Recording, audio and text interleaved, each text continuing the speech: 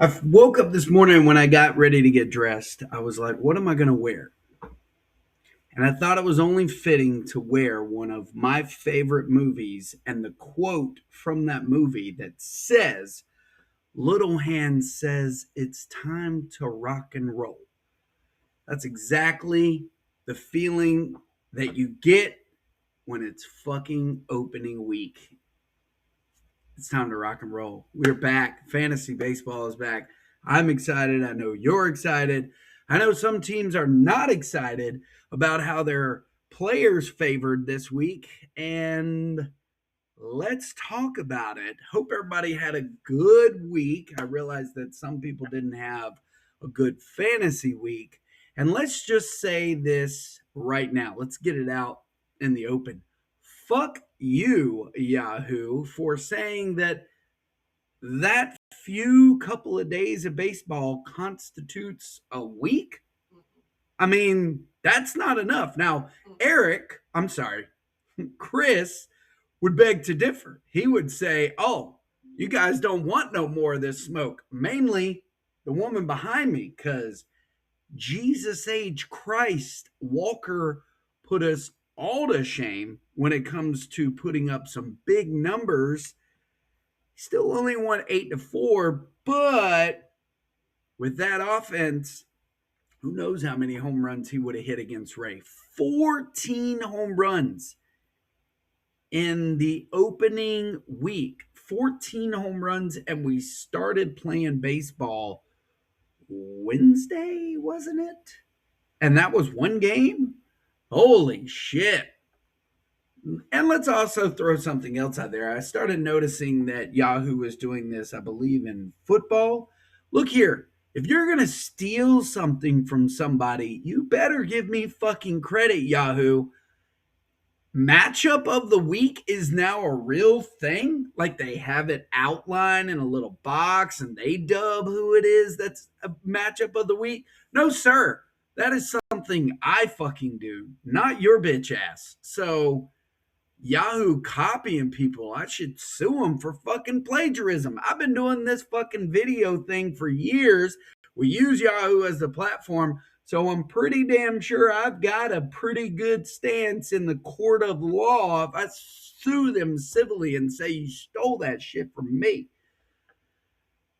Anyways, I'll let it slide. But let's get into it, shall we? Last week, and you know what? I'll use their little whatever they want to say and say that the matchup of the week. I don't even remember the matchup of the week, and I'm not even sure. Like I'm looking at it, like how does it show it? Like week two, I'm not seeing it highlighted on here. Let me widen this up. I said, let me widen this up. Thank you. I'm not seeing how it goes. Maybe it's in a different form or whatever, but I'm not seeing, and I'm not going to go by what they say. Let's do that. So last week, it's kind of hard to really say who the matchup of the week is. So we'll just go ahead and say the matchup of the week with probably the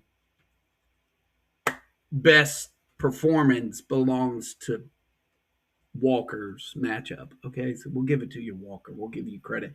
And I had already clicked on your matchup anyway, so let's get into that. And then we'll talk a little bit more. I've got a few talking points here that I want to talk about. And I've already hit the first one. Yahoo, short week, fuck you. Chris and his bullshit. That's what I have written down. And ha for your May pickup. That's right. But we'll go ahead and talk about Christopher Walker and his glorious team. I mean, we might as well just go ahead and keep the Franklin stored for another year in his house because based off of the numbers that he put up this week, holy shit balls. 4 home runs from Chase DeLauder, 3 home runs from Munitaka Murakami, 2 from Drake Baldwin, 2 from Zach Neto, 1 from Mike Trout. I believe he left a few on his bench, 1 from Alec Burleson. Yeah, Rally Monkeys, I believe, is just using all of his joy from his laughter tears on his wanking because of how good his offense was. And then he fucked up. I'm going to call it what it is. You got a little greedy. You saw that Ray went and picked up Eric Lauer, and you're like, hey, I'm going to go pick up Dustin May. And Dustin May says, y'all forgot about May. Ain't that good? And for whatever reason, the one St. Louis Cardinal pitcher couldn't do shit against the Tampa Bay Rays because earlier in the week, the St. Louis Cardinals were shutting basically the Tampa Bay Rays down. Well, kind of for the most part. But yeah, Dustin May, welcome back. But we all appreciate you giving him the highest ERA. But hey, that's what you get, my boy. That's what you get. We know why you did it. We know why you did it. Okay? So, anyways, moving on. We know why you did it. Look here, I want to talk a little bit more about the draft real quick. Want to pivot just before I get into it. Look, draft happened. If you didn't participate in the live broadcast, that's okay. You can go back and watch it if you want to. I doubt anybody is going to dedicate 2.5 hours of their fucking life reliving that moment. But what I want to take away is a couple of key moments. Number one, Brian and I became buddies in the music world. I did not know that Brian liked the style of music and the bands that I like. So I'm just, kudos to us, Brian. Okay. But better yet, I want to just take away while I'm on the Chris box here. Look here, dude. Okay. We're not going to stand in a line and applaud you for taking Zach Neto and Mike Trout. And here's why we're not going to do it. Because the first offer that you make as a trade is Mike Trout. So do you really value the motherfucker? Obviously, you drafted him. What does that really say? But you're willing to make your very first trade Mike Trout. I just, we're supposed to just, Chris took Mike Trout and look, he might be back. Oh, we all passed on him. But yeah, you're ready to pass on him too. And then you want a starting pitcher? Fuck you, dude. We all are aware of who you are, Chris. Pitcher in the fucking draft. And then you draft the only fucking talented individual in Mike Trout and Zach Neto. You passed on him too, bro. I'm not going to give you credit because you did exactly what every single one of us did. We passed on Zach Neto. We passed on Mike Trout. You passed on him too. They're sitting there and we're all being manipulated, and somewhat our draft orders are kind of being dictated by what the fuck you're doing. When you're sitting there every round taking pictures, we got to react, bro. So we're not going to be, stapled to the fucking wall of you just saying that, oh, you guys passed on this guy and you guys passed on this guy. It's like, well, so did you, motherfucker. So did you. So stop, thinking that you've hit some fucking gold mine in Mike Trout and Zach Neto and the rest of us were fucking just oblivious to what they could do. Okay, bro, but so did you. And you got them on your team. And you're probably ready to just pass them off and say, I'd rather play Kevin McGonigal over Zach Neto. Just saying, bro. So calm the fuck down. Anyways, I'm sorry, Chris. I'll get off your dick. So 2 trades have already happened already, and yours truly is involved in both of them. That's right. I traded away Michael King for Christian Yelich. I wanted Christian Yelich on my team. I actually wanted, I'll be honest, I wanted another one of those outfielders that's sitting on the newly acquired or newcomer Anthony. And I'm not an idiot. I know that Julio Rodriguez and Ronald Acuna are too much of an asking point, and I believe because based off of the fantasy SP that we're using, I probably could have gotten away with asking for both of those guys. You know what? Let's just see. Let's see here.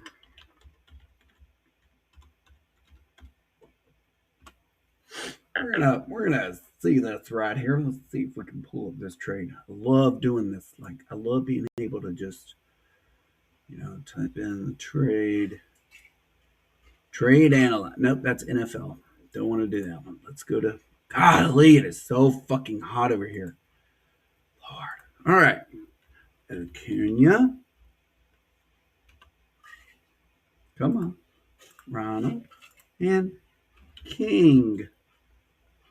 And I believe if we all agreed on it is going to be the basis of 23 to 18. So I would not have gotten away with that one. And let's pull up Julio Rodriguez and King. And nope. All right. So fuck me. Never mind. All right. Moving on. But anyways, back to what I was saying. 2 trades were made by yours truly, and Eric and I.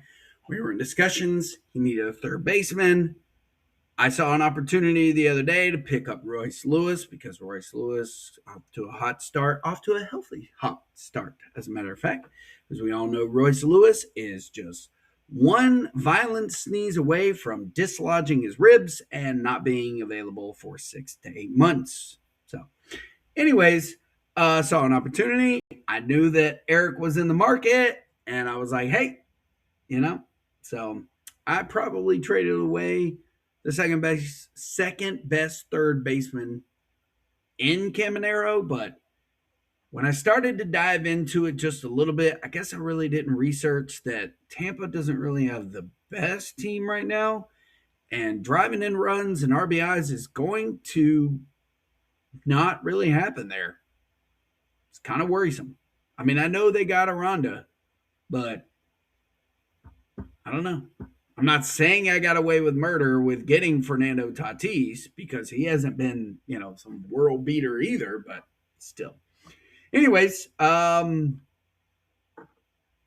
it's not a panic thing, in my opinion. I wasn't panicking. I feel like I have a lot of talent on my team. So I saw an opportunity to trade away a third baseman. We'll see if Austin Riley can stay healthy. We'll see if Royce Lewis can stay healthy. But guess what? That applies to every single motherfucking player in this league. Shall we move on? Because we're still talking matchups, kind of. That one went 8-4. Clearly, we'll talk about, clearly it went 8-4. Oh, look at that. Talk about Royce Lewis, and the motherfucker is 0 for 2 already. I didn't even know baseball had started already. And now Luis Robert isn't playing. So now I've got to move people around. Yay. Luis Robert's not playing, so I guess who's the outfielder that I'm going to have? The aforementioned Tampa Bay player, Chandler Simpson. Yippee! What is wrong with these players, man? Any motherfucking way. After I, actively set my roster and lineup, let's move back into the matchups from last week. While we're waiting for all of this to take place, let's talk a little bit about the moves. I'm really a fan of the moves limit. I don't know why. I know it's 4, but I feel like I'm not mentally thinking about I only get 60 because I've already used 4, and I'm like I would be at 4 right. No, I've already used 6. I'd be like, oh, I got 54 more to go. Y'all saw how it took me a second to math that shit. Fucking math. God, math is math. Math also sucks. 15 minutes into this thing, and I've only talked about 1 week, 1 matchup. Let's move on. Let's move into mine and Josh's matchup, shall we? Josh and I, we were just scraping the bottom of the barrel trying to get any offense, and I swear it pisses me off. I left a home run on my bench.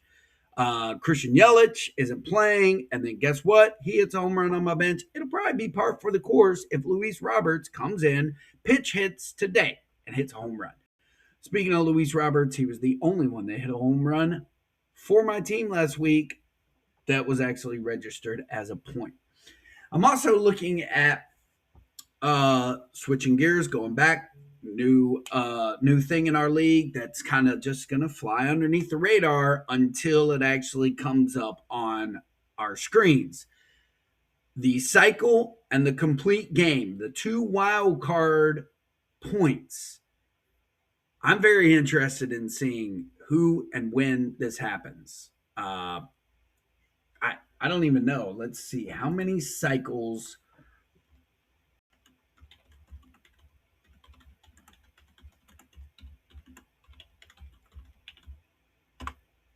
How many cycles were hit last year in baseball?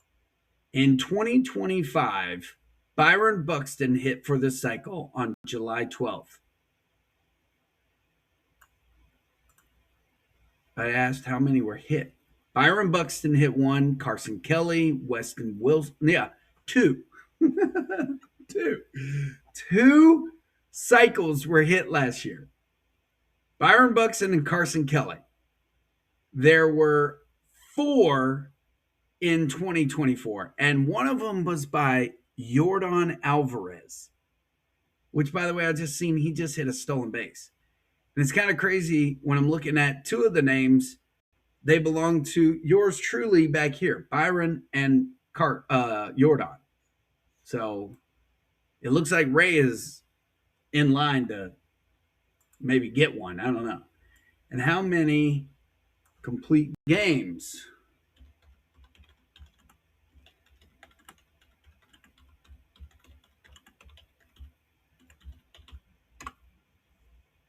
29 complete games last year. So obviously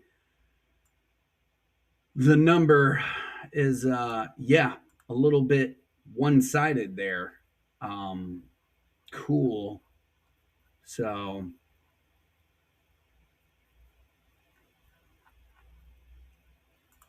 is that right? Yeah, in 2025, pitchers had a total of 29 complete games.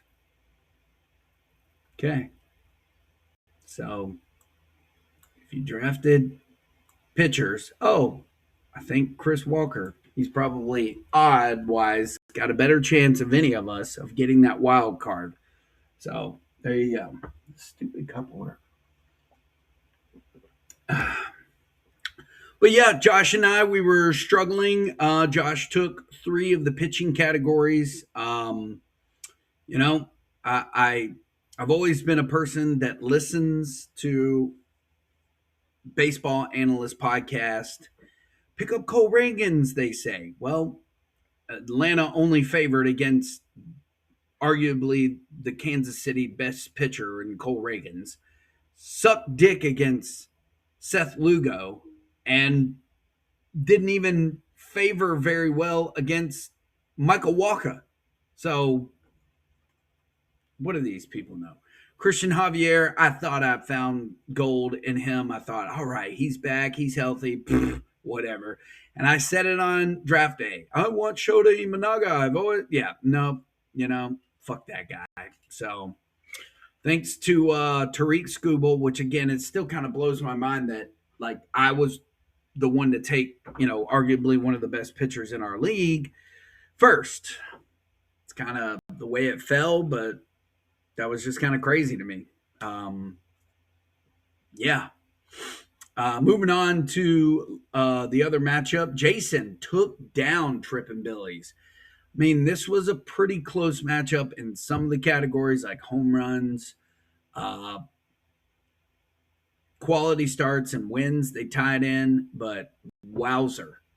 So now that I'm looking at this, because both, this is interesting. Because the fact that the cycle and the complete game are not only a wild card, but they're also a tieable stat. I don't know if we realize this, but that's also a very interesting takeaway. The stat of 0 is still a tie. So how is that going to affect us down the line? That is quite interesting to me. So that's a topic point. So yeah, I guess it really, you almost know that each week you're at least going to walk away with 2, but ties we've seen have always been. So I don't know. Anyways, Jason, gonna walk away with the 9-1 victory over Trippin' Billy's, and Shane's got a molehill to climb. Speaking of another molehill to climb, Shorty got low, low, low. I love that I have to sing that. Thank you, Nick. This one was a lot closer in the batting categories. One RBI, 5 runs. They tied in home runs and stolen bases, but Mandalorians brought the leather. Brendan Donovan, now a Seattle Mariner. Aaron Judge, of course, and Kazuma Okamoto. That one's going to be fun to say all year. But then how about Brandon Lowe or Lau or however you pronounce that shit? He hit the first 2 home runs of the season, and he hit one more and looks to be in a pretty good spot over there in Pittsburgh. Carter Jensen and Michael Harris got one. So looking at, Nick's team, it's slightly stacked as well. Freddie Freeman, Jose Ramirez, Gunnar Henderson, Wyatt Langford, James Wood, Jazz Chisholm, Riley Green, Teoscar Hernandez, and he's got Connor Griffin coming up whenever he shines. So got 8 minutes left. Got to kind of blaze through this. But 9-1 in favor of Mandalorians. Pete Rose never cheated. The newcomer, Anthony and Eric facing off. Eric's probably really satisfied with the fact that, he didn't hit many home runs, but he definitely walked away with a lot of RBIs and some stolen bases. Looks to be probably the most stolen bases so far in the week. Like, Kyle Tucker gave him 2. Fernando Tatis gave him 1. You got 1 from Jose Altuve. You love to see Jose running. So, I mean, Eric's probably, really excited about the fact that he's got that. Connor Early did not do bad for him. Got a little rookie pitcher there. Nathan Eovaldi did not give him what he wanted. And Max Fried, he's probably really excited about that. We'll see, I think, tonight or tomorrow night, Chris Bassett do something. And Shane McClanahan has yet to pitch as well. So that'll be interesting to see those 2 guys and what they're able to give. And then, of course, Hunter Green, whenever he comes off the 60-day IL, that'll be a great asset for Eric as well. Last but not least, we'll talk about Brian and Jesus. Jesus, this matchup was, kind of close in a couple of numbers. You got tied in the home runs, tied in the wins, tied in the save plus holds. Pretty decent numbers for pitching categories for Jesus. Not so much for Brian. Some high numbers here. Carlos Estevez just got obliterated. That one game that he pitched and then immediately went day to day. We see this all the time. Shane Smith did not favor very well. Emmett Sheehan did not favor very well. Logan Webb didn't favor very well. Matthew Boyd on the other side for Jesus did not favor very well. But yeah, looking at both of these teams, some pretty strong pitching performances from Joe Ryan, Jose Soriano. Then on the flip side, Kevin Gausman and Christopher Sanchez. Paul Skeens did not look ace-like. So your scores for last week, 7-3, myself versus Josh. Trippin' Billy's lost to Tortured Baseball Department, 9-1. Shorty got low versus Mandalorians, 9-1. Pete Rose lost to Eric, 8-3. Rayford Peaches lost to Rally Monkeys, 8-4. And Brian lost to Jesus Troubleshooters versus Agents of Chaos, 6-3. These are your week 2 matchups right now. Myself versus Brian, Shane versus Eric Walker. I don't know why I always say Eric and Walker. You two are completely different people. Josh versus Eric. Shorty got low Nick versus newcomer Anthony. Mandalorians will face off against Jason, and Ray will face off against Jesus. My matchup of the week has to be, obviously, Walker versus Shane. These two gentlemen know each other very well, and they kind of rival at the opportunity for this matchup. So I dubbed that one the matchup of the week. I don't care what Yahoo says, because again, I can't even see it on the screen. I can only see it on the app, and I ain't worried about looking at the app. So fuck off, app. Speaking of app, that fucking app sucks. I'm tired of getting the circle jerk of death. Just like, oh, I don't want to process information and requests. I'm like, shut the fuck up. I hate you. So yeah, anything else? The league looks like this after week 1, after a very short week. I'm still kind of bitter about the whole thing that's a week. Mandalorians coming out swinging, and Tortured Baseball Department are sitting both the top of our league with a 9-1-4 record. Remember, it appears that you're going to get at least 2 ties every week. Okay? So how that's going to favor for, swinging and missing is number 3, or by proxy, number 2. Myself is 4th. Rally Monkeys is 5th. Troubleshooters is 6th, followed by Agents of Chaos, 7th. Josh Benchwarmer is 9th. 8th. Ray is 9th. 10th is Anthony. 11th is Shane. And Nick are both tied for the bottom of the barrel. So there you go. That is your week 2 matchup, your week 1 recap, a little bit of the draft talk, a little bit of everything in there. So I decided I wanted to do something a little fun in terms of baseball and the sport we love, and maybe try to give a little insight. Wanted to end it off with a little baseball fun-filled facts. So I don't know why I've been on this facts thing here lately, and I'll share some of them with you. I would like to give one at least at the end of every podcast, or mix it in somewhere. But anyways, I found this one to be interesting. There is a museum, the Metropolitan Museum of Art holds a 30,000 baseball card collection from the sport's early years. The collector, his name was Jefferson R. Burdick.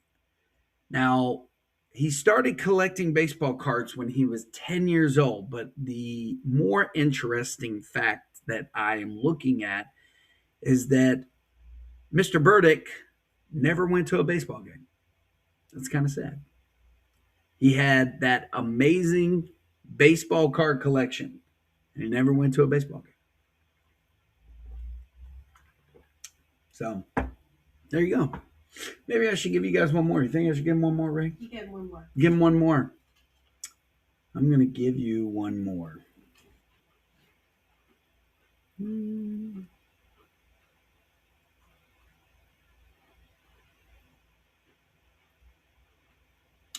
So here's one. The Yankees are often given credit as the first MLB team to have numbers on the back of their uniforms.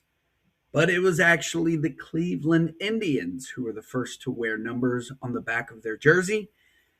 And